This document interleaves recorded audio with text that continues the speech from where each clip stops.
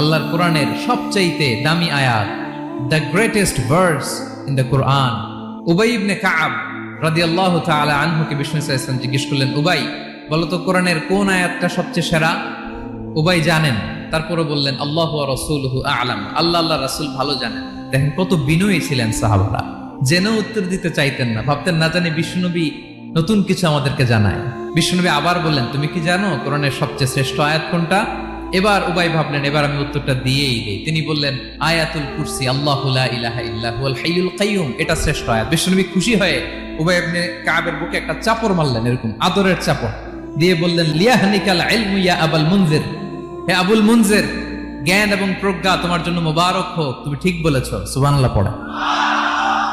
তাহলে এই প্রথম ইনফরমেশনটা আজকে জানলাম, কোরআনের সর্বশ্রেষ্ঠ আয়াতের নাম ৬,২৩৬টা আয়াতের মধ্যে থেকে সবচাইতে দামি আয়াত এটা।